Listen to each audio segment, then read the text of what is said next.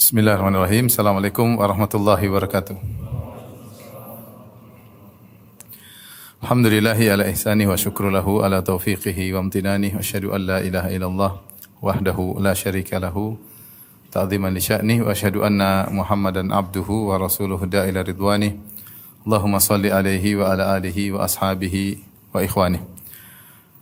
Hadirin dan hadirat yang dirahmati Allah Subhanahu wa taala. Puji dan syukur kita panjatkan kepada Allah yang masih memberikan kita karunia sehingga bisa tertarik dan melangkahkan kaki menuju ke rumah Allah yang mulia ini dalam rangka untuk belajar, dalam rangka untuk bisa mendekatkan diri kita kepada Allah Subhanahu wa taala. Dan di antara cara yang cepat mendekatkan diri kita kepada Allah adalah dengan menuntut ilmu syar'i. Dan pada kesempatan kali ini kita akan bahas pembahasan yang penting untuk kita semua tentang hal-hal yang menghalangi istiqamah atau hal-hal yang memalingkan orang dari jalan istiqamah ya. Al-istiqamah adalah karamah yang tertinggi sebagaimana perkataan Syekhul Islam Ibnu Taimiyah rahimahullahu taala, a'zamul karamah luzumul istiqamah. Karamah yang tertinggi yaitu bentuk pemuliaan Allah terhadap seorang yang tertinggi adalah luzumul istiqamah, ketika seorang menjadikan seorang hamba melazimi jalan istiqamah. Kita tahu bahwasanya manusia berbagai macam modelnya ya. Ada yang berjalan di jalan istiqamah kemudian tergelincir jatuh, kemudian tidak balik lagi. Ada yang berjalan di jalan istiqamah kemudian futur, kemudian terjatuh, tenggelam dalam kemaksiatan, kemudian dia kembali lagi ya. Dan ada orang yang subhanallah Allah berikan dia karunia yang luar biasa. Dia bisa tegar di atas jalan istiqamah sampai akhir hayatnya. Bukan berarti dia tidak punya dosa, ada, tetapi tidak parah dan dia bisa segera kembali untuk meniti jalan istiqamah tersebut sampai bertemu dengan Allah Subhanahu wa taala. Makanya kalau ada orang seperti itu yang bisa tegar di atas istiqamah terutama di zaman fitnah seperti sekarang ini, maka sungguhnya dialah orang yang diberi karamah oleh Allah Subhanahu wa taala, bahkan karamah yang teragung. A'zamul karamah luzumul istiqamah. Karamah yang tertagung adalah melazimi istiqamah ya.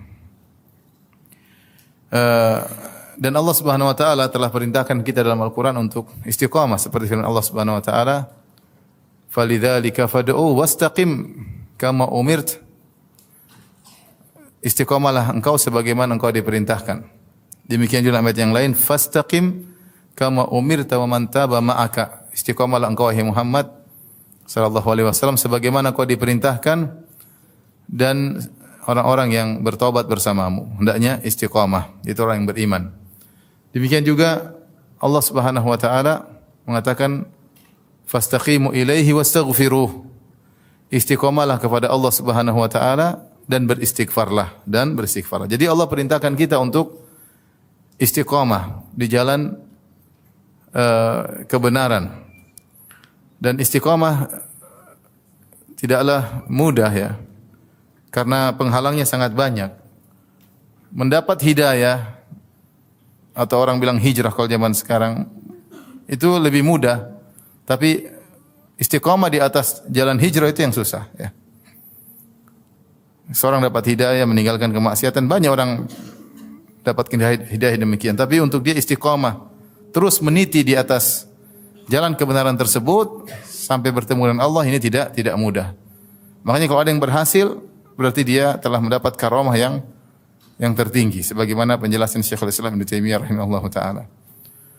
Oleh karenanya Allah Subhanahu wa taala memuji orang-orang istiqamah. Kata Allah Subhanahu wa taala, "Innal ladzina qalu rabbuna Allah tsumma istaqamu fala khaufun 'alaihim wa lahum yahzanun. Ulaika ashabul jannati khalidina fiha." Kata Allah Subhanahu wa taala, sungguhnya orang-orang yang berkata kami beriman lantas mereka istiqamah tsumma istaqamu, maka fala khaufun 'alaihim wa lahum yahzanun, maka tidak ada kekhawatiran dalam diri mereka dan tidak ada kesedihan. Ulaika ashabul jannah, maka mereka adalah penghuni surga. Ini di antara buah istiqamah, seorang itu akan tenang dan tentram. Apapun fitnah yang terjadi di sekelilingnya, kondisi yang terjadi di sekelilingnya, dia tetap bisa menata hatinya karena Allah berikan ketenangan dalam hatinya. Fala khaufun alaihim wa lahum yahzanun. Mereka tidak takut dan mereka tidak bersedih. Apapun yang terjadi, ya. Kesedihan yang wajar, ketakutan yang wajar itu biasa, tapi tidak berlebih-lebihan. Kenapa? Karena mereka punya iman, karena mereka istiqamah. Demikian juga Allah beri kabar gembira ketika mereka hendak meninggal dunia. Innal ladzina qalu rabbuna Allahu tsumma istaqamu tatanazzalu alaihimul malaikatu alla takhafu wa la tahzanu wa abshiru bil jannati allati kuntum tu'adun. Sungguhnya orang-orang yang berkata kami telah beriman lantas mereka istiqamah, maka turun malaikat banyak kepada mereka dan berkata alla takhafu wa la tahzanu. Janganlah kalian takut dan janganlah kalian bersedih. Wa abshiru bil jannati allati kuntum tu'adun. Maka bergembiralah kalian dengan surga yang telah dijanjikan bagi kalian. Ini semua ayat-ayat menjelaskan tentang agungnya istiqamah yang kita semua sedang berjuang untuk menempuhnya, ya. Betapa sering kita terjungkal, terjatuh, kita bangkit lagi, terjatuh lagi, terbangkit lagi. Tapi seorang berusaha terus meniti jalan istiqamah. Rasulullah SAW telah mengabarkan bahwasanya istiqamah memang tidak semudah yang dibayangkan. Karena ada yang menghalang-halanginya. Dalam dua hadis yang pertama Rasulullah SAW sebutkan dalam hadis Abdullah bin Mas'ud radhiyallahu taala anhu, kata Rasulullah SAW, kata Abdullah bin Mas'ud, khatta lana Rasulullah SAW khattan biyadihi thumma qala hadza sabilullah mustaqiman. Nabi SAW membuat garis kepada kami, garis lurus, satu garis. Kemudian Rasulullah SAW berkata, inilah jalan Allah mustaqiman, jalan yang lurus. Wa khatta khututan an yaminihi wa shimali. Kemudian Rasulullah SAW bikin garis sebelah kanan dan sebelah kiri, garis yang banyak. Wa qala hadza subul laisa minha sabilun illa alai syaitan yad'u ilaihi. Kata Nabi, hadhihi subul, ini jalan-jalan yang banyak. Tidak ada laisa minha sabilun, tidak ada satu jalan pun di antara jalan-jalan ini illa alai syaitan yad'uhu ilaihi, kecuali ada syaitan yang berdiri di jalan tersebut menyuruh agar orang menempuh jalan-jalan yang miring tersebut. Thumma qara'a, kemudian Rasulullah SAW membacakan firman Allah, wa anna hadza sirati mustaqiman fattabi'uhu wa la tattabi'us subula fatafarraqa bikum an sabilihi. Ini adalah jalan Allah, maka ikutilah dan janganlah kalian mengikuti jalan-jalan yang banyak, karena jalan-jalan tersebut akan membuat kalian terjauhkan dari jalan Allah Subhanahu wa taala. Hadis ini menjelaskan bahwasanya istiqamah jalannya satu, sementara jalan-jalan yang menyimpang sangat banyak dan setiap jalan ada syaitan yang menyeru. Ya, dia bukan hanya terbuka saja, tapi ada syaitan yang memanggil, menyeru, menghiasi jalan-jalan tersebut sehingga seorang ingin keluar dari jalan istiqamah kemudian belok kanan atau belok kiri menuju jalan-jalan yang menyimpang tersebut. Ini dalil bahwasanya penghalang-penghalang istiqamah sangatlah banyak dan setiap penghalang tersebut ada syaitan yang menyeru kepada jalan penghalang tersebut. Hadis yang mirip ini diriwayatkan juga oleh Imam Ahmad rahimahullah dalam musnadnya dari Nawas bin Sam'an Al-Ansari radhiyallahu taala anhu, beliau berkata, kata Rasulullah SAW, daraballahu taala mathalan siratan mustaqiman. Rasulullah SAW membuat perumpamaan tentang jalan yang lurus. Wa ala jambatai sirat suran. Rasulullah bikin jalan yang lurus, kemudian di pinggiran jalan sebelah kanan maupun sebelah kiri ada semacam pagar, ya. Fihima abwabun mufattahah, dan di pagar tersebut, jadi ini jalan lurus, sampingnya ada pagar dan di pagar tersebut ada pintu-pintu yang terbuka. Pintu-pintu yang terbuka. Wa alal abwabi suturun murkhah, dan di atas pintu-pintu tersebut ada semacam kain sitar, semacam gorden yang terjulurkan yang menutupi lubang-lubang pintu tersebut. Wa ala babis sirat da'in yaqulu ya ayuhan nas udkhulus sirat jami'an wa la tata'awwaju. Di awal seorang masuk jalan, maka ada penyuruh di situ mengatakan, wahai manusia sekalian, masuklah kalian jalan yang lurus ini, jangan keluar, jangan menyimpang sama sekali. Wa da'in yad'u min fawqi sirat, dan ternyata di tengah sirat juga ada dai yang menyeru kepada kebaikan, ya, untuk tetap bertahan di atas jalan tersebut. Ketika fa idza arada al-insanu an yaftah syai'an min tilkal abwab qala wayhaka la taftahu. Kalau ada seorang ingin buka gorden-gorden dan sitar-sitar untuk masuk dalam pintu yang menyimpang tadi untuk keluar dari jalan, maka dai penyuruh yang ada di tengah jalan tersebut berkata, "Waihaka la taftahu, celaka engkau, jangan kau buka sitar tersebut. Fa innaka in taftahu talijhu." Kalau kau buka kau akan masuk. Maka Rasulullah SAW menjelaskan fasirat al-Islam, jalan yang lurus adalah Islam. Wasuran hududullah, pagar-pagar yang kanan kiri adalah batasan-batasan Allah Subhanahu wa taala. Jangan dilewati. Wal abwab al mufattahatu maharimullah. Adapun pintu-pintu yang terbuka itu perkara-perkara yang haram. Wa dzalika da'i ala ra'sis sirat kitabullah. Wa da'i min fawqin wa'idullahi fi qalbi kulli muslim. Dan dai yang di awal ketika seorang masuk jalan tersebut adalah Al-Qur'an, dan dai yang ada di dalam jalan tersebut penyeru yang mengingatkan jangan buka gorden, jangan buka sitar, kalian akan masuk. Itu adalah wa'idullahi fi qalbi kulli muslim, yaitu sinyal dalam hatinya fitrah seseorang yang menyuruh dia untuk tidak membuka sitar tersebut. Ini dua hadis yang menjelaskan bahwasanya penghalang as-sirat al-mustaqim sangatlah banyak. Hadis Ibnu Mas'ud menjelaskan jalan yang lurus satu, kemudian jalan-jalan kesesatan yang membuat orang menyimpang dari sirat, dari tariqatul istiqamah atau tariqul istiqamah banyak, dan setiap jalan tersebut ada dai, ada penyuruhnya. Seperti dalam hadis kata Rasulullah SAW, du'atun ila abwabi jahannam, dai-dai yang menyuruh kepada neraka-neraka jahannam. Ada dai-nya. Kemudian dalam hadis Nawas bin Sam'an al-Ansari radhiyallahu anhu, Rasulullah SAW menggambarkan bahwasanya jalan-jalan tersebut berupa pintu-pintu yang terbuka. Pintu-pintu yang terbuka, dan pintu-pintu tersebut ada sitar kain yang terjulur menutup pintu tersebut. Artinya apa? Untuk membuka pintu tersebut sangat mudah, tinggal jadi bukan pintu yang berupa gagang, ada gagangnya, kemudian ditarik, dibuka, enggak, cuma kain, tinggal dibuka seorang masuk. Dan kalau sudah buka akan masuk, kata penyeru dalam hatinya yang mengingatkan, waihaka la taftahu fa innaka in taftahu talijhu. Wahai fulan, jangan kau buka sitar tersebut. Karena kalau kau buka kau akan masuk. Artinya begitu mudahnya seorang terjebak untuk keluar dari jalan yang lurus. Dan luar biasa ya penggambaran Nabi SAW 1400 tahun yang lalu, benar-benar luar biasa ya. Karena kalau orang masuk di dunia internet, dia tinggal ngeklik, dia pasti terfitnah. Dia pasti tinggal dia mau klik atau tidak. Ketika dia mau klik, mungkin jiwanya yang baik mencelanya. Allah Subhanahu wa taala berfirman tentang jiwa. Kata Allah Subhanahu wa taala, la uqsimu biyaumil qiyamah wa la uqsimu binafsil lawwamah. Sungguh aku bersumpah dengan hari kiamat, dan aku bersumpah, kata Allah, aku bersumpah dengan jiwa yang mencela. Di antara jiwa yang terpuji adalah an-nafsul mutmainnah, kemudian an-nafs al-lawwamah, jiwa yang suka mencela. Adapun jiwa yang tercela adalah an-nafs al-ammarah bisu, jiwa yang menyuruh kepada kemaksiatan. Tapi ada sifat jiwa yang terpuji yang Allah sebut dengan an-nafsul lawwamah. Wala uqsimu bin nafsil lawwamah, aku bersumpah dengan jiwa yang mencela. Apa yang dimaksud dengan nafsul lawwamah? Yaitu fitrah manusia, sinyal dalam hatinya ketika dia ingin bermaksiat maka dicela, dia deg-degan, dia merasa enggak enak. Itu adalah fitrah yang Allah tanamkan dalam jiwanya.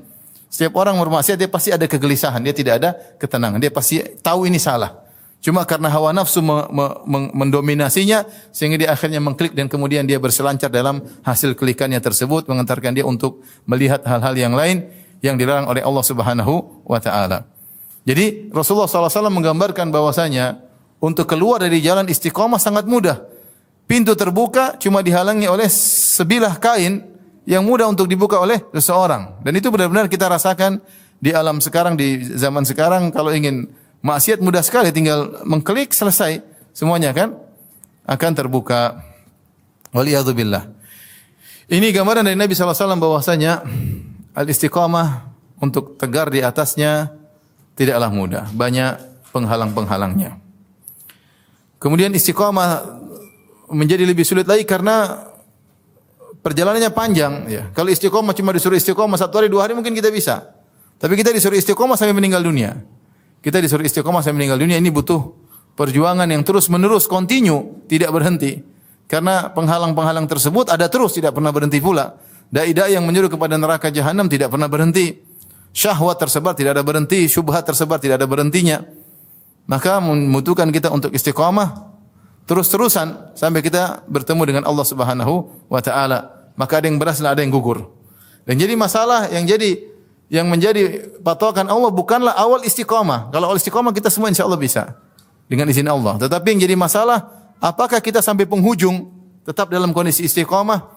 Itu yang kata Nabi sallallahu alaihi wasallam, innamal a'malu bil khawatim. Sungguhnya amalan tergantung akhirnya. Sungguhnya amalan tergantung apa? Akhirnya. Itulah perkara gaib yang tidak kita ketahui. Bagaimana penghujung kita, apa kita masih bisa istiqamah sampai nafas kita yang terakhir ataukah tidak.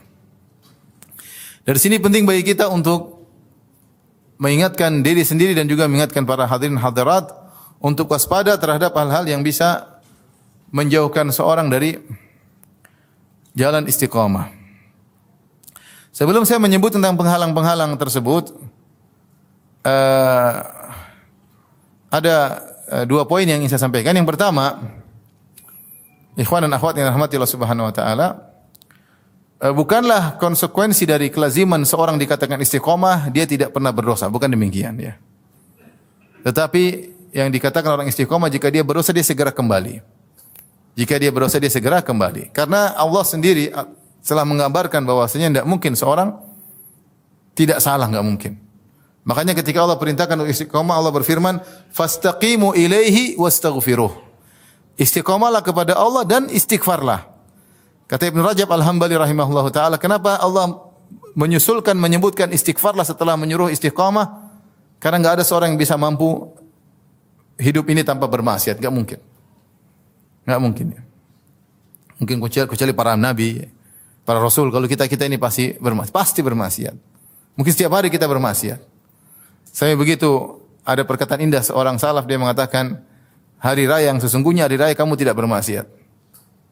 Hari raya yang sesungguhnya adalah hari di mana kamu tidak bermaksiat. Tapi apakah kita bisa tidak bermaksiat? Kalau pegang HP pasti maksiat atau tidak? Pasti. Pasti ada perempuan yang auratnya kita lihat atau tidak? Pasti. Ya. Makanya kuota itu berbahaya, kuota. Jadi bukan maksudnya seorang yang istiqamah dikatakan dia istiqamah kalau dia tidak bermaksiat sama sekali, enggak. Tapi maksudnya dia secara dominan dia selalu istiqamah, kalau dia salah dia segera istighfar. Makanya Allah berfirman, "Fastaqimu ilaihi", istiqamahlah, wastaghfiru, dan beristighfarlah. Nabi sallallahu alaihi wasallam juga bersabda dalam hadisnya, "Istaqimu wa lan tuhsu." Istiqamah dan kalian tidak bakalan mampu untuk terus benar, pasti ada melakukan kesalahan dan segera kembali. Rasulullah SAW juga bersabda, "Saddidu wa qaribu." Tepatlah dan dekatilah ketepatan. Saddidu yaitu berusaha meraih sadat, yaitu benar terus, tepat. Kalau kau tidak mampu, qaribu, dekatilah yang tepat. Karena banyak hal kita enggak bisa tepat 100%. Kita bisa mendekati ketepatan tapi kita tidak bisa sempurna. Banyak hal. Dalam beribadah, dalam berdakwah, dalam berbakti sama orang tua, dalam mengurus anak istri, kita tidak bisa yang seharusnya. Karena mungkin kita malas, tapi kita berusaha mendekati yang tepat. Ya, ini menunjukkan selama masih tidak tepat tapi masih mendekati ketepatan, masih ditoleransi. Saddidu wa qaribu, dengan syarat kata Ibnu Rajab Al-Hambali, dengan niat untuk mendekati ketepatan. Kemudian juga dalam hadis Rasulullah SAW bersabda, ya, "Ittaqillah haitsuma kunt", bertakwalah kepada Allah dimanapun engkau berada. "Wa atbi sayyi'atal hasanata tamhuha", dan sertakanlah, kalau kau melakukan perbuatan buruk maka sertakanlah dengan kebaikan, niscaya kebaikan tersebut akan menghilangkan keburukan tadi. Di sini ketika Rasulullah SAW beri wasiat kepada sahabat, "Ittaqillah haitsuma kunt", bertakwalah dimanapun kau berada, kapanpun, dimanapun, maksudnya istiqomahlah. Karena takwa adalah istiqomah. Tapi Rasulullah SAW tahu bahwasanya tidak mungkin seorang bertakwa terus selamanya, dia pasti melakukan kesalahan. Makanya Rasulullah SAW bersabda, "Wa atbi'is sayyi'atal hasanata tamhuha."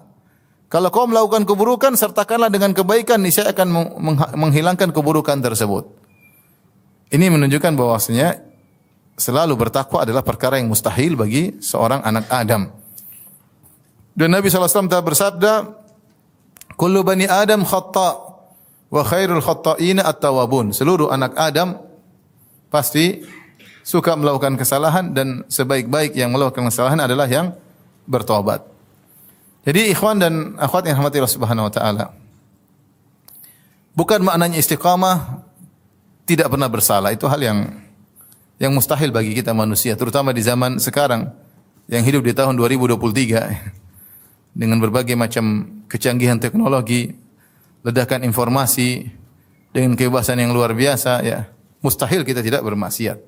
Tetapi yang namanya orang istiqamah, ketika dia berusaha berjalan di atas jalan yang lurus semaksimal mungkin, kalau dia tergelincir, maka dia segera kembali. Dia segera kembali. Tidak membiarkan dirinya kemudian terbawa arus sehingga terlepas dari jalan istiqamah dan tidak kembali lagi kepada jalan istiqamah. Baik, ini yang pertama. Poin berikutnya yang kedua yang saya sampaikan juga, ya. Bahwasanya yang dimaksud dengan istiqamah bukanlah istiqamah terkait dengan penampilan zahir aja. Bukan istiqamah maksudnya seorang laki misalnya pakai baju koko, kemudian celananya cingkrang, kemudian dia berjenggot, bukan cuma zahir saja. Zahir kita dituntut istiqamah penampilan zahir. Tetapi kita juga disuruh istiqamah baik amalan jawarih, amal jawarih yang zahir, demikian juga istiqamahnya lisan dan istiqamahnya hati. Ini adalah istiqamah dituntut pada 3 hal tersebut. Istiqamahnya hati atau qalbu, kemudian istiqamahnya lisan dan juga istiqamah al-jawarih. Jangan sampai seorang hanya fokus untuk istiqamah pada penampilan luar, sementara dia tidak memperhatikan keistiqamah lisannya dan istiqamah hatinya. Bahkan asal dari istiqamah adalah istiqamahnya hati, di mana seorang senantiasa bersandar kepada Allah Subhanahu wa taala, ya. Saya bacakan perkataan Ibnu Rajab Al-Hambali rahimahullah, beliau berkata, "Aslul istiqamah istiqamatul qalbi ala tauhid." Asal dari istiqamah adalah istiqamahnya hati di atas tauhid. Ya, artinya dia senantiasa mengagungkan Allah, senantiasa tawakal kepada Allah, senantiasa ikhlas kepada Allah Subhanahu. Itu namanya istiqamah hati. Kemudian beliau berkata, "Famata istaqamal qalbu ala ma'rifatillah wa ala khasyatihi wa ijlalihi wa mahabatihi wa mahabbatihi wa iradatihi wa rajaihi wa du'aihi wa tawakkul alaihi wa li'rad amma siwahu istaqamatil jawarihu kulluha ala ta'atihi fa innal qalba huwa malikul a'dha." Kata beliau, kapan hati istiqamah di atas mengenal Allah, dia selalu mengingat Allah, di atas khasyatihi, senantiasa dalam hatinya timbulkan rasa takut kepada Rabbul Alamin, wa ijlalihi wa mahabbati, pengagungan terhadap Allah Subhanahu wa taala, wa mahabbatihi, dan juga selalu mendidik hatinya untuk cinta kepada Allah, wa iradatihi wa rajai, dan selalu berharap kepada Allah dan selalu menuju kepada Allah dan selalu berdoa kepada Allah, selalu bertawakal kepada Allah, wal i'rad amma siwahu, dan selalu memalingkan hatinya dari selain Allah. Dia tidak mau kalau selain Allah, maka hatinya istiqamah dan anggota tubuhnya juga akan istiqamah. Kenapa? Karena hati atau qalbu adalah raja dari anggota tubuh. Maka tidak benar jika seorang hanya istiqamah secara penampilan, ya. Tapi lisan tidak bisa dia jaga, ghibah, namimah, merendahkan orang, meremehkan orang. Ini tidak benar, ya. Dan tidak benar dia cuma lisan, dia tidak menggibah, kemudian dia rajin salat secara penampilan, oke, tapi hatinya ternyata ada ujub, ada riya, ada sombong.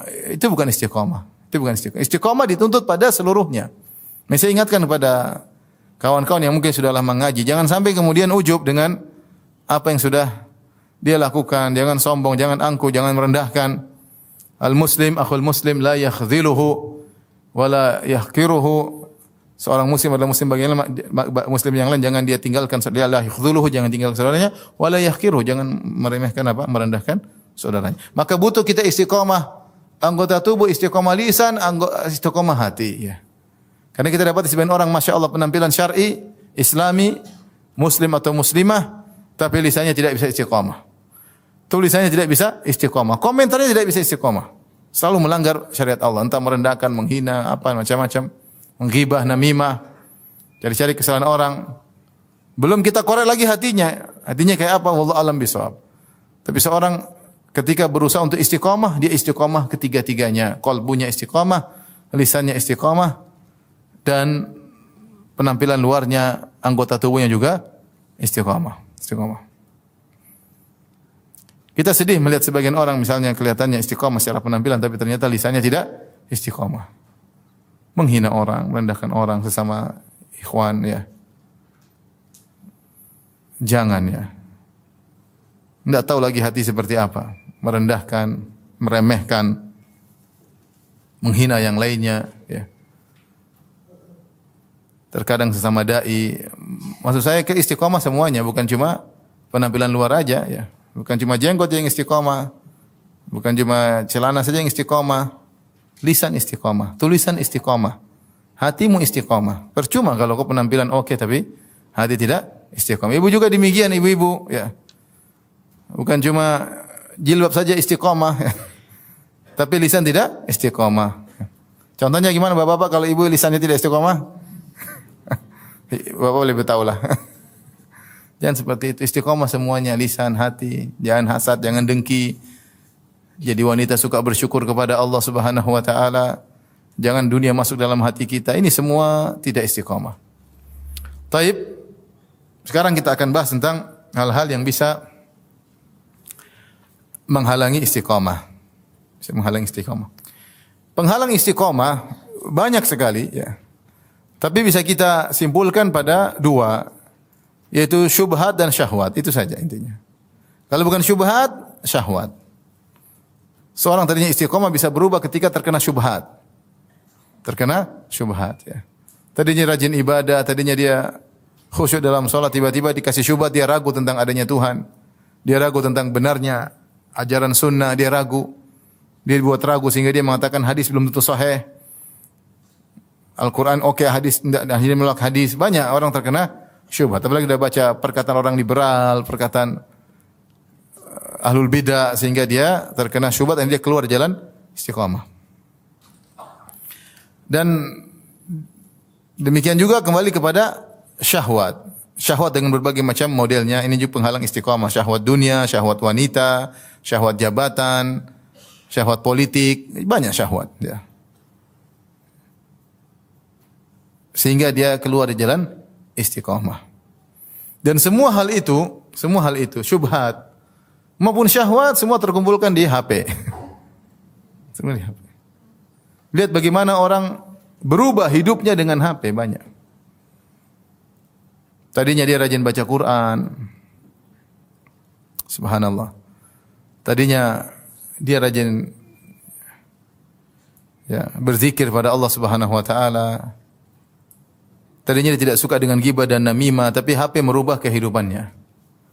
Taib, kita lanjutkan. Saya katakan bahwasanya semua penghalang istiqamah terkesimpulkan pada dua hal, yaitu syubhat dan syahwat, dan semuanya terkumpul pada HP.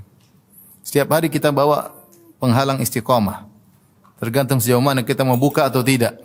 Kita mau dengar atau tidak, kita mau nonton atau tidak. Ya. Yang jadi masalah, alat inilah yang kemudian merubah pola kehidupan seorang. Yang tadinya jalan istiqamah, dia rajin baca Quran, dia rajin zikir pagi petang, ya. Dia ada waktu untuk berbakti sama orang tua, ada waktu untuk bercengkrama, bermesra dengan istri, ada waktu untuk ngurus anak-anak, hilang semuanya. Kenapa? Hidupnya berubah gara-gara tontonan. Jadi dia idman itu artinya kecanduan. Dia tidak bisa berhenti dari melihat HP-nya. Tidak berhenti dari melihat YouTube, tontonan yang harus dia lihat selalu, ya. Dia tidak kecanduan kalau dia merasa tidak tentram kalau tidak melihat komentar. Sehingga dia baca komentar-komentar yang ada dan itu menghabiskan umurnya. Saking kecanduannya kalau dia naik mobil dia tidak ngomong sama istrinya. Ternyata istrinya juga kecanduan, sama-sama kecanduan. Sampai kecanduannya kalau pulang ke rumah satu tempat tidur, istrinya ketawa, dia pun ketawa sendiri. Anaknya nangis dikasih alat juga anaknya akhirnya diketawa sendiri. Akhirnya bertiga ketawa sendiri di atas satu tempat tidur. Waliyadzubillah. Istiqomah hilang, totalitas hilang.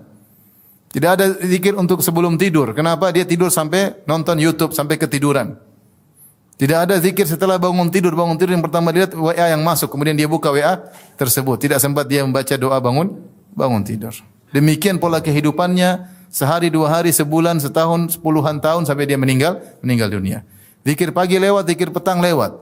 Tidak sempat baca Quran karena saking sibuknya melihat berita kriminal. Tidak sempat baca Al-Quran.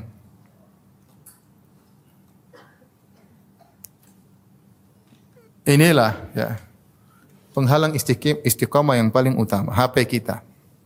HP kita. Kita harus sadar akan hal ini sebelum maut menjemput kita. Kalau kita manfaatkan HP tersebut untuk membaca makalah ilmiah, untuk menonton kajian-kajian ilmiah, kita kecanduan nonton kajian ilmiah seri 1, seri 2, kita belajar, oke. Tapi itu kita tidak kecanduan. Kalau kita nonton kajian ngantuk ya. Baca Quran juga cepat ngantuk. Makanya yang bilang kalau kamu susah tidur baca Quran biar cepat apa? Ngantuk. Tapi kalau nonton berita melek mata. Berita ini, berita ini. Nonton berita dari 5 sumber beritanya sama aja, tapi tetap aja dibuka semuanya, klik 5-5-nya. Beritanya sama berulang-ulang. Enggak terasa waktu habis. Sebelumnya ketika belum ada seperti itu, kalau dia waktu kosong dia istighfar, astagfirullah, astagfirullah, subhanallah, alhamdulillah, wala ilaha illallah akbar. Dia baca Al-Qur'an, zikir pagi petang, dia bisa telepon orang tuanya, berjenguk orang tuanya, dia bisa ketawa-ketiwi sama istrinya, dia bisa ngobrol sama anak-anaknya. Sekarang anaknya panggil abi, dia sebentar. Subhanallah. Sebentar ngelihat apa? Ngelihat YouTube, ngelihat berita. Ngelihat syubhat, ngelihat syahwat. Oleh karenanya, itu kesimpulan dari penghalang istiqamah adalah syubhat dan syahwat yang semua terkumpul pada HP seseorang. Dan ini bukan menimpa orang-orang awam saja ya. Kalau orang-orang awam ya wajar kasih. Saya pernah ngobrol sama supir. Saya bilang, ada film rame, saya juga enggak pernah lihat, cuma terkenal film tersebut. Saya tanya, pernah nonton film ini? Oh sudah Ustaz. Saya duduk dari awal sampai akhir, saya nonton berapa seri, dia sebutin semuanya. Masya Allah. Orang awam wajar. Tapi kalau udah ngaji, ternyata juga, cuma kalau yang udah ngaji mungkin dicicil sehari 1 episode ya. Kalau orang awam langsung tamat. Maka tidak, ini bukan tapi fitnah ini luar biasa ya. Laki-laki maupun perempuan ya. Saya misalnya kemarin diceritain ada pendaftaran di salah satu pondok. Salah satu wawancara interview kepada orang tuanya. Tanya sama orang tuanya, sudah ngaji mungkin jenggotan pakai cadar apa segala, ditanya. Apa namanya? Suka nonton film Korea, India? Oh enggak Ustaz. Terus anaknya ditanya, Abi sama Umi nonton film. Oh iya nonton. Oh, minggu lalu kita ke bioskop. Artinya bukannya kita bilang dia istiqomah juga, cuma ini fitnah luar biasa ya. Fitnah luar biasa. Bukan menimpa orang awam saja. Kenapa? Karena kita menggampangkan maksiat. Taib ikhwan dan akhwat yang rahmatillah subhanahu wa ta'ala. Maka kita akan sebut beberapa penghalang istiqamah yang hendaknya kita hindari, yang semuanya kembali kepada syahwat dan syubhat. Yang pertama adalah taswif, menunda-nunda. Ini penghalang istiqamah. Namanya taswif, nanti. Ini menghalang istiqamah. Kata Hasan Al-Basri rahimahullahu taala, "Iyyaka wat taswif, fa innaka bi yaumika wa lasta bi ghadik." Hati-hatilah engkau dengan menunda-nunda, nanti. Yang kau miliki adalah sekarang ini, waktu yang kau kuasai sekarang ini, besok kau enggak tahu hidup atau tidak. Jangan tunda-tunda. Fa iyakun ghadun laka fakis fihi. Kalau ternyata kau sekarang semangat, terus besok ternyata kau masih dapat hari, masih hidup lagi, semangatlah seperti hari sekarang. Kama kista fil yaum. Wa illam yakunil ghadu laka lam tandam ala ma farratu fil yaum. Kalau ternyata besok kau tidak hidup, maka kau tidak akan menyesal karena hari ini kau sudah serius, tidak taswif. Hasan Al-Basri mengatakan, iyyaka wa taswif, hati-hatilah engkau, waspadalah terhadap taswif, menunda-nunda. Kenapa? Kata beliau, fa innaka biyaumika, karena kau bersama harimu saat ini. Besok kau enggak tahu masih bisa hidup atau tidak. Maka kerjakan sekarang. Kalau kau kerjakan sekarang, ternyata kau masih mendapati keesokan hari, maka isilah esok hari tersebut sebagaimana kau isi sekarang. Tapi seandainya kau ternyata tidak menemui hari esok, maka kau tidak akan menyesal karena harimu yang sekarang kau telah manfaatkan dengan sebaik-baiknya. Makanya Ibnu Umar berkata, "Idza asbahta fala tantadhiril masa, wa idza amsayta fala tantadhiris sabah." Kalau kau sudah tiba di pagi hari, jangan tunda-tunda pekerjaan, jangan tunggu lagi sampai sore. Dan kalau kau sudah di sore hari, jangan tunggu sampai apa? Pagi. Kerjakan Kerjakan. Ini yang membuat orang terhalang dari istiqamah adalah menunda-nunda pekerjaan, menunda-nunda amal saleh. Padahal Allah Subhanahu wa taala telah memerintahkan kita untuk bersegera dalam beramal saleh. Wasari'u, bersegeralah. Wa fi dzalika falyatanafasul mutanafisun. Untuk urusan surga maka bersainglah. Allah memuji para nabi, kata Allah Subhanahu wa taala, innahum kanu yusari'una fil khairat wa yad'unana raghaban wa rahaban. Wa kanu lana khashi'in. Mereka para nabi adalah orang-orang yang bersegera dalam kebaikan. Allah juga berfirman, ulaika yusari'una fil khairat. Mereka adalah orang saleh yang bersegera dalam kebaikan. Allah memuji, kata Allah, wasabiquna sabiqun ulaikal muqarrabun, orang yang terdepan yang selalu mendahului, mereka yang dekat dengan Allah Subhanahu wa taala. Kata Allah, wasabiqun bil khairati biidznillah wa minhum sabiqun bil khairati biidznillah. Jadi terlalu banyak ayat menyuruh kita untuk bersegera karena kita tidak tahu kapan umur kita berakhir. Maka di antara hal yang menghalangi kita untuk istiqamah adalah kita menunda-nunda kebaikan. Dan menunda kebaikan itulah yang akhirnya menjadikan seorang menyesal. Di antara perkataan Ibnu Qayyim yang indah, beliau berkata, yafirru min ijabati da'il kasli ila da'il amal wat tashmir bil jiddi wal ijtihad. Wal jiddu ha huna sidqul amal. Seorang hendaknya lari dari seruan penyuruh kemalasan. Kalau dalam hatinya malas, jangan dia dengar. Hatinya menyuruh untuk malas, jangan dia dengar. Jangan dia turuti seruan malas tersebut, dai tersebut yang menyuruh untuk untuk malas. Jangan dia ikuti seruan kemalasan tersebut. Hendaknya dia lari dari seruan kemalasan tersebut ila da'il amal wa tashmir, agar dia pergi menuju seruan untuk beramal dan bersiap-siap dengan kesungguhan. Dan dimaksud dengan kesungguhan di sini adalah sidqul amal, beramal yang tulus. Wa ikhlasuhu min syawaibil futur, dan ikhlas dalam beramal membersihkannya dari hal-hal yang bisa membuat dia futur, malas. Wa wu'udit taswif wa tahawun, dan hendaknya dia membersihkan amalnya dari taswif, nanti saja, mengeremehkan. Wa huwa tahta sin wa saufa wa asala ala, nanti insyaallah, belakangan, semoga. Ini semua perkara taswif. Fahiya adarru syai'in 'alal abdi, kata Ibnu Qayyim, ini adalah perkara yang paling memberi kemudaratan kepada seorang hamba. Wa hiya syajaratun samaruhal khusran wan nadamat. Sungguhnya taswif, nanti menunda adalah pohon yang buahnya adalah kerugian dan penyesalan. Kata beliau tentang taswif, tentang menunda-nunda, wa hiya syajaratun samaruha al khusran wan nadamat. Pohon yang buahnya adalah kerugian dan penyesalan. Ya, penyesalan, nunda-nunda. Betapa banyak orang yang niatnya untuk bersedekah, akhirnya tidak jadi bersedekah nanti. Dia melihat orang miskin, hatinya tergerak untuk memberi sedekah, kata dia nanti aja. Ketika nanti orang miskin tersebut sudah tidak ada di hadapan mata dia, atau dia lupa dengan kebaikan tersebut yang tadi sudah dia niatkan, atau dia tersibukkan dengan kebutuhan yang lain sehingga dia tidak jadi bersedekah. Betapa banyak orang terbetik dalam hatinya ingin sholat duha, dia bilang nantilah jam 10, jam 11. Akhirnya apa? Dia kejebak buka YouTube, akhirnya nonton sampai zuhur. Sehingga lupa untuk sholat apa? Duha. Betapa banyak orang menyesal, dia bilang nantilah saya akan belikan mobil buat ibu, saya belikan rumah buat dia, padahal dia punya uang, dia enggak belikan, tahu-tahu ibunya meninggal dunia. Betapa banyak nanti saya tobat, ya besok pagi saya tobat, malam ini terakhirlah saya nonton serial film ya. Nanti pada subuh saya mau tobat. Tahu-tahu dia tidak bangun lagi. Oleh karenanya ini nanti menunda-nunda ini penghalang istiqamah. Betapa banyak orang ingin baca Quran nanti. Akhirnya enggak baca Quran, dia baca berita dunia. Jam-jam dihabiskan berwaktu-waktu, berlama-lama untuk membaca yang tidak bermanfaat, hanya menambah hisabnya pada hari kiamat kelak. Oleh karenanya ikhwan, kalau ada kita niat untuk melakukan kebaikan, jangan tunda-tunda. Allah sedang kasih hidayah kepada kita, jangan tunda-tunda.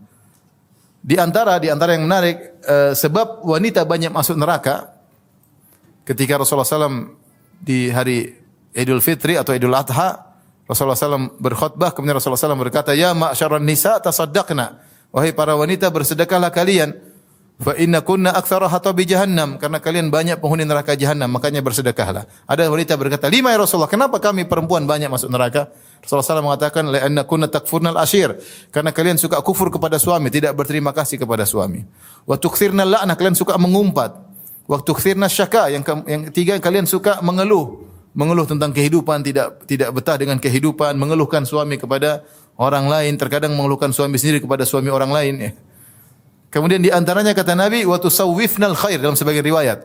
Wa tusawwifnal khair, kalian suka menunda-nunda kebaikan. Makanya ibu-ibu jangan suka menunda kebaikan, punya rencana-rencana doang. Nanti dan tidak dikerjakan. Nanti saya mau begini, tidak dikerjakan. Nanti saya mau begitu, tidak dikerjakan. Maka waspada ini di antara hal yang memalingkan seorang dari istiqamah. Lihatlah penyesalan yang Allah gambarkan dalam Al-Quran. Ya ayyuhalladzina amanu la tulhikum amwalukum wa la auladukum an dzikrillah wa may yaf'al dzalika fa ulaika humul khasirun. Wa anfiqu mimma razaqnahum min qabli an ya'tiya ahadakumul maut fayaqula rabbi laula akhartani ila ajalin qarib fa asaddaq wa akum minas salihin. Kata Allah, wahai orang beriman, janganlah anak-anak kalian, harta kalian membuat kalian lupa dari mengingat Allah Subhanahu wa taala, membuat kalian lalai. Siapa yang melakukannya maka dia sungguh orang yang merugi. Infakkanlah harta kalian yang Allah berikan kepada kalian sebelum datang kematian kepada salah seorang dari kalian, kemudian dia berkata, fa yaqula rabbi laula akhartani ila ajalin qaribin fa asaddaq wa akum minas salihin. Tundalah umurku sebentar ya Allah. Dia minta ditunda mungkin setengah jam, mungkin 1 jam, mungkin 5 menit. Ya Allah, tunda, jangan mati sekarang ya Allah, beri saya waktu sebentar aja. Ila ajalin qarib, sebentar aja. Buat apa? Fa asaddaq, aku ingin bersedekah.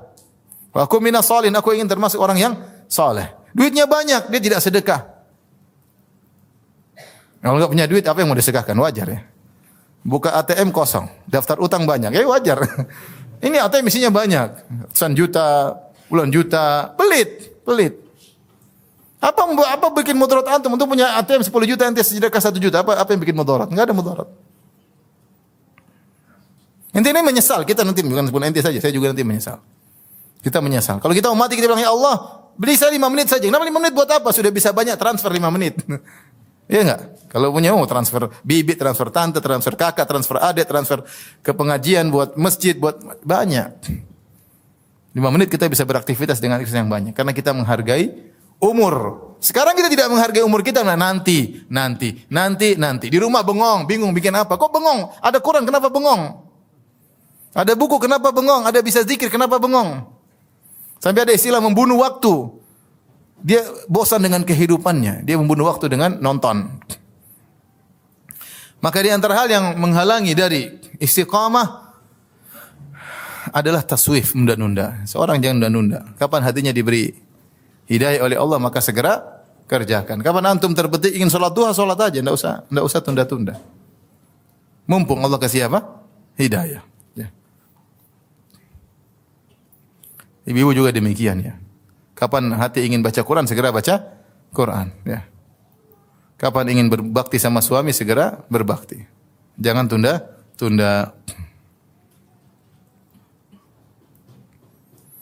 Kemudian di antara penghalang istiqamah adalah berlebih-lebihan dalam mubahat.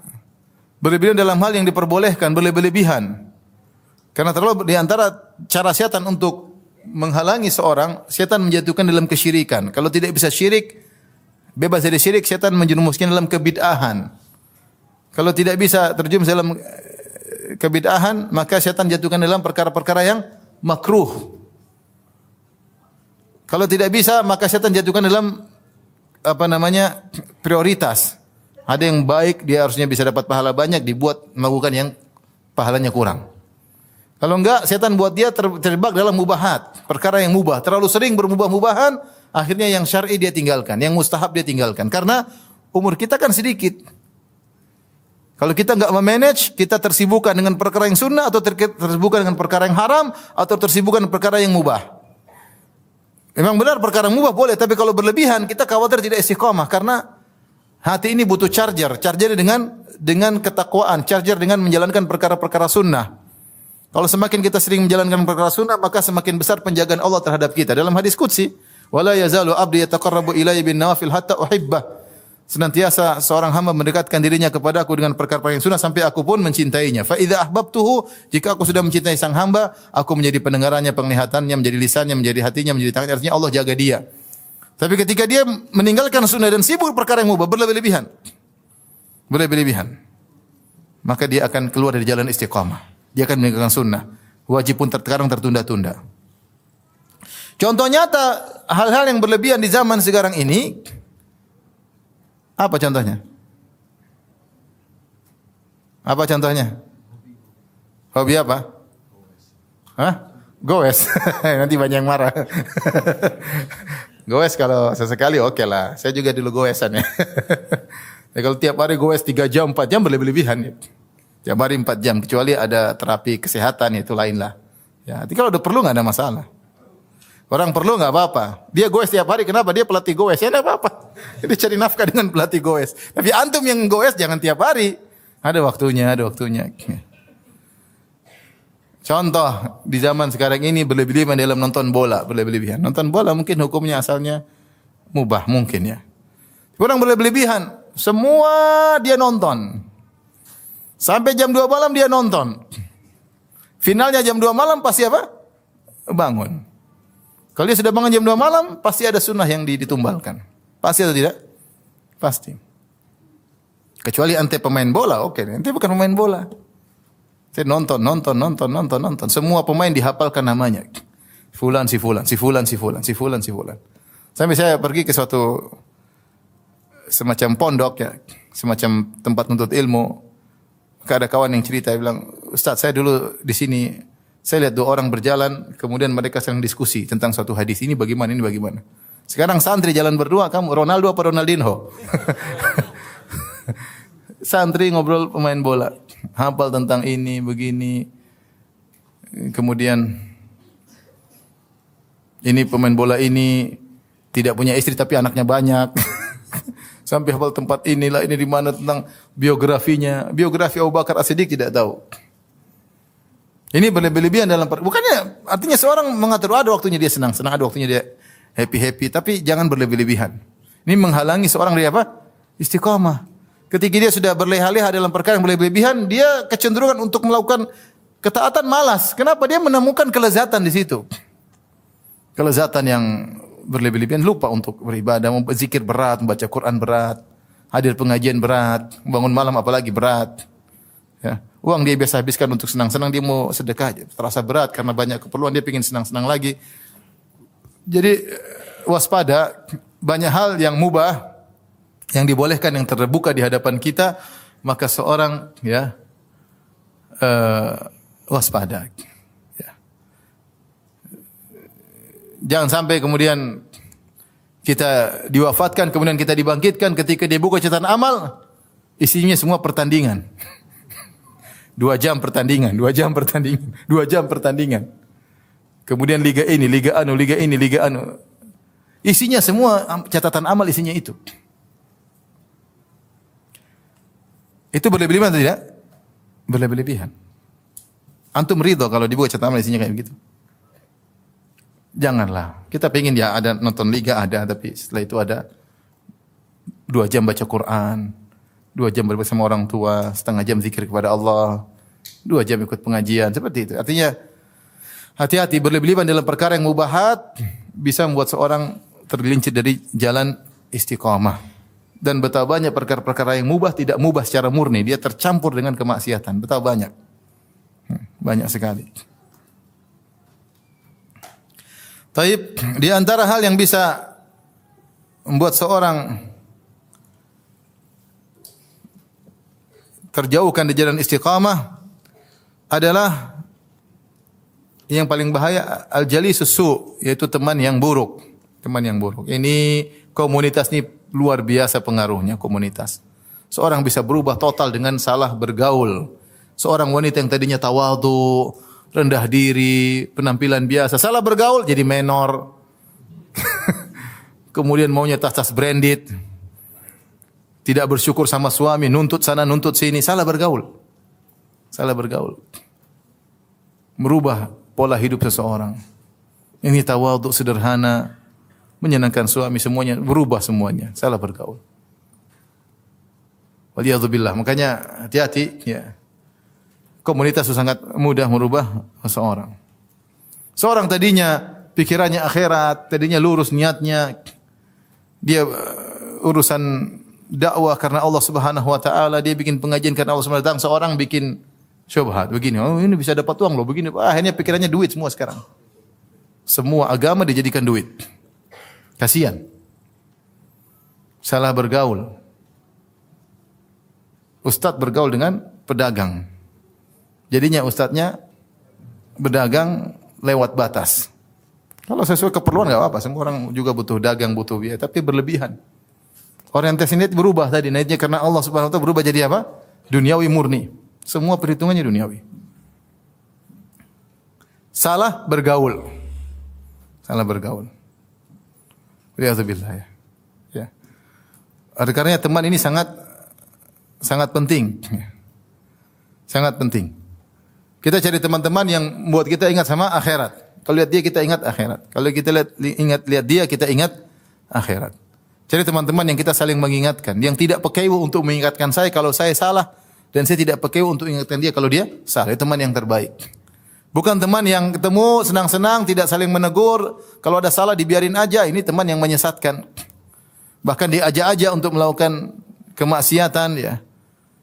Maka ini hati-hati Bapak maupun ibu-ibu jangan sampai salah bergaul. Teman anak muda, teman-teman berbahaya.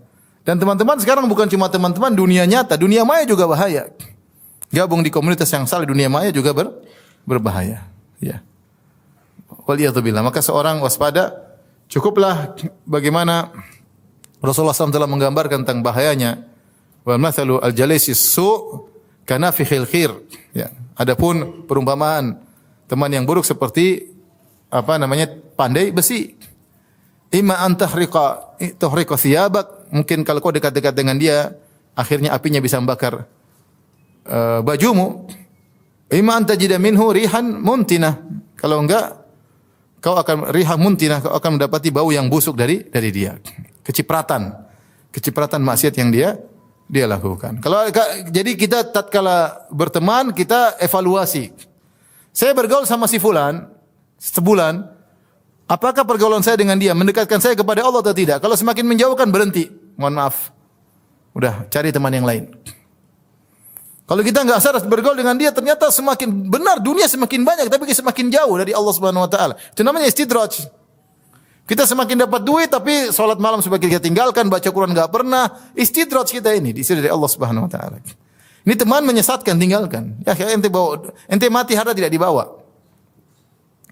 Oleh karena seorang waspada, dia evaluasi. Bergaul oke, kita punya teman banyak, ada teman dekat, evaluasi. Sebulan, 2 bulan saya gaul sama dia, duduk sebentar.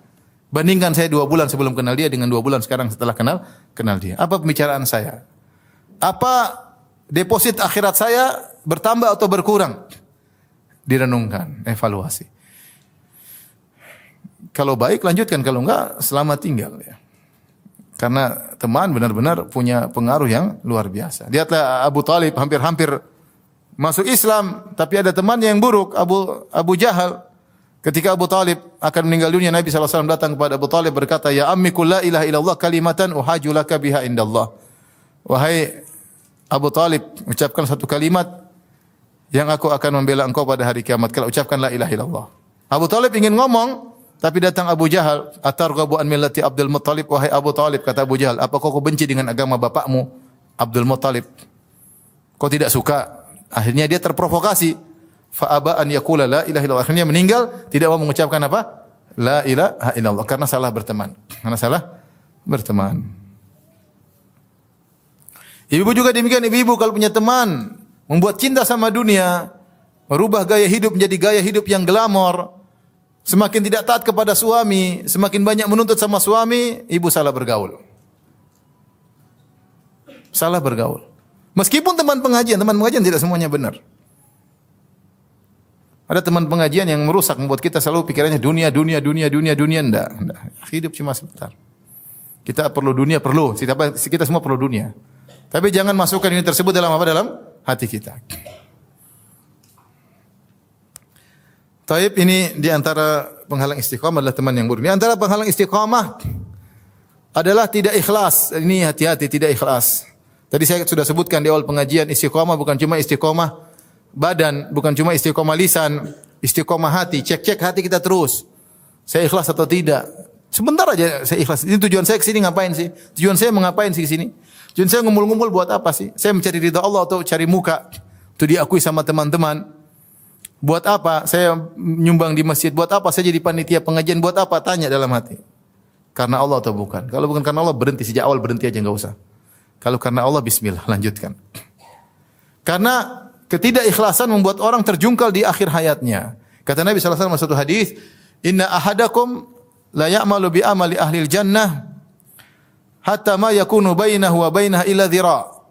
Fayasbiqu alaihi alkitab fayamalu bi amali ahli nar fayadkhuluha." Sungguh salah seorang dari kalian melakukan amalan-amalan kebajikan, amalan ahli surga, sampai jarak dia dengan surga tinggal sehasta. Namun sudah kedahuluan takdir, maka di akhir hayatnya dia beramal dengan amalan-amalan keburukan, penghuni neraka, kemudian dia mati, kemudian masuk neraka. Hadis ini ditafsirkan dalam hadis yang lain, kata Nabi sallallahu alaihi wasallam, "Inna ahadakum la ya'malu bi amali ahli jannah fima yabdu lin-nas wa huwa min ahli nar." Sungguhnya salah seorang dari kalian melakukan amalan-amalan kebajikan menurut pandangan manusia, padahal dia penghuni neraka. Artinya apa? Dia riya ketika beramal dengan amalan tersebut. Dia riya, dia tidak ikhlas.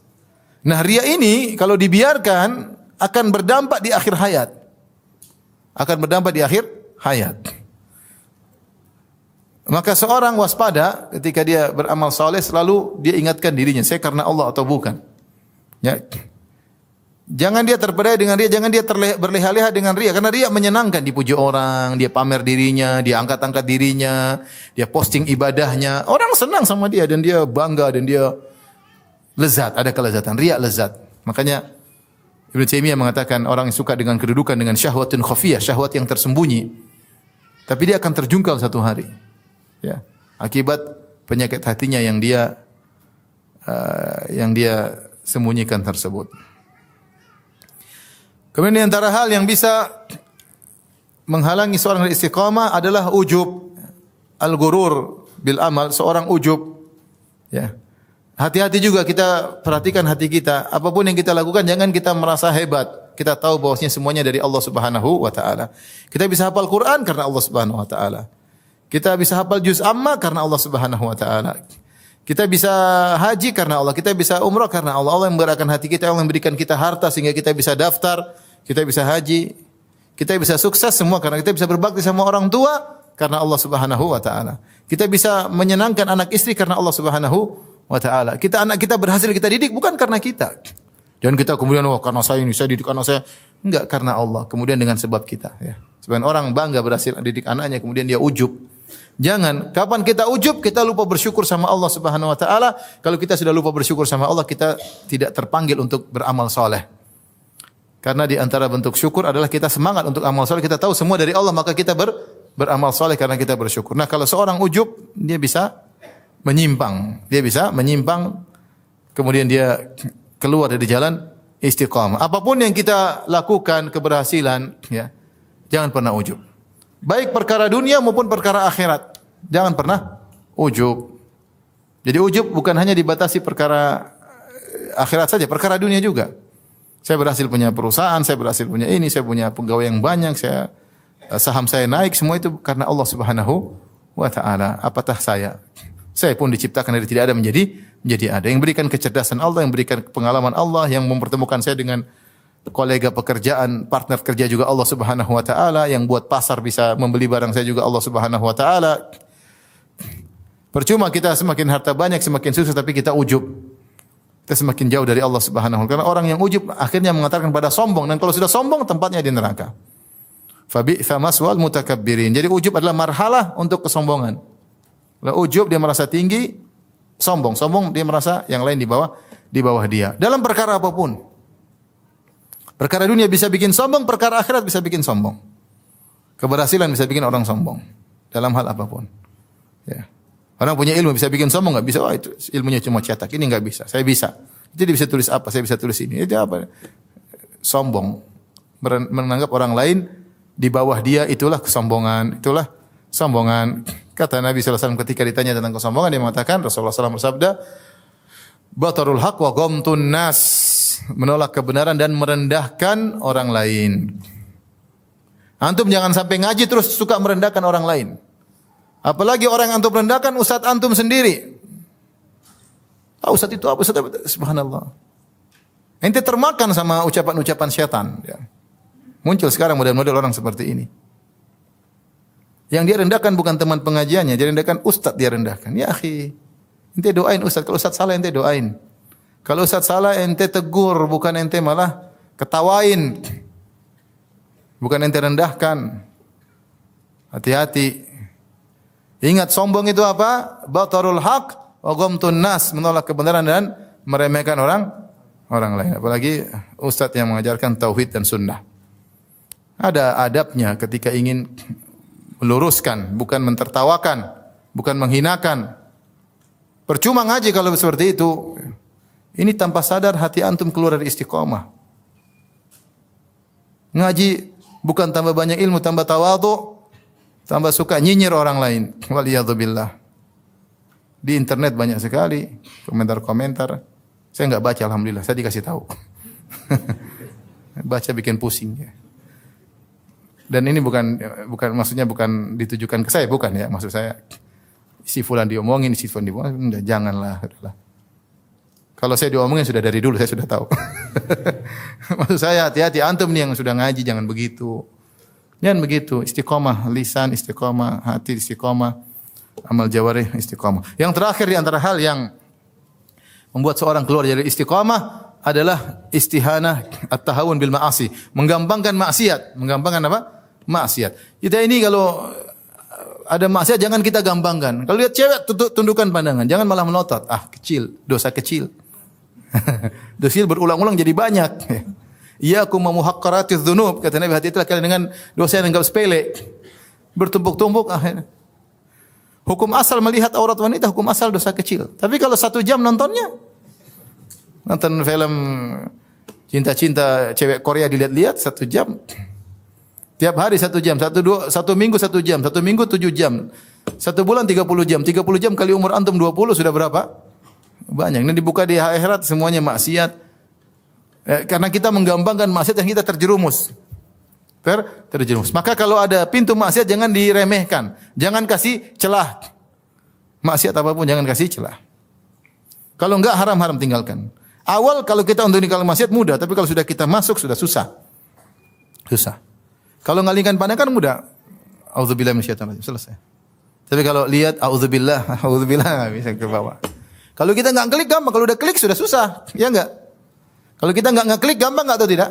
Gampang, tinggal scroll ke atas sudah. Jangan kembalikan lagi.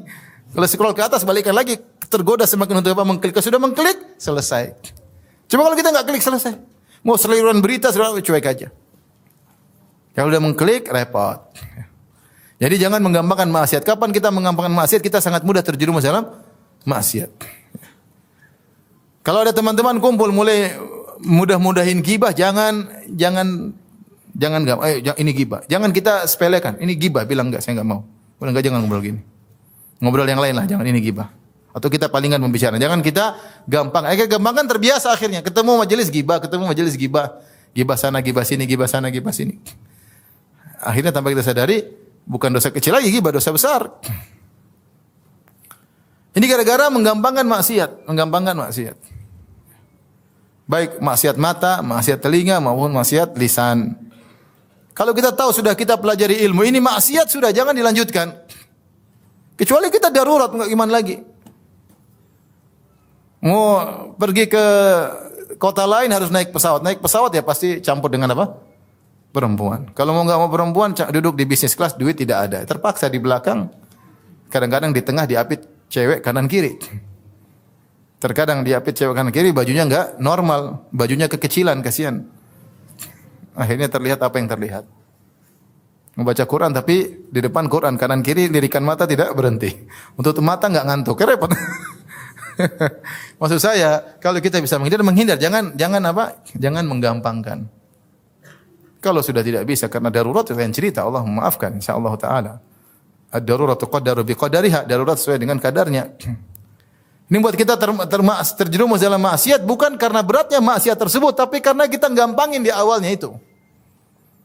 Makanya saya selalu sampaikan ketika lihat perkataan Zulaikha menyimpulkan sikap Nabi Yusuf alaihissalam. Dia berkata, "Wa laqad rawattuhu an nafsihi fastasam." Saya selalu menggodanya dan dia bertahan, tidak pernah memberi celah sedikit pun. Itulah yang buat Nabi Yusuf selamat karena dia apa? Bertahan, tidak mau memberi celah sedikit pun. Kita masalahnya kasih celah. Ada cewek kita cengisan ya ukhti ya gitu gimana? Ente kasih celah. Kalau ente nggak kasih celah selesai. Ya syukran ya selesai. Dia juga akan segan. Akhi. Dia segan. Tapi kalau ente cengenges iya. Nanti telepon dia selesai. Ente kasih angin sama dia kasih ombak sama ente, repot.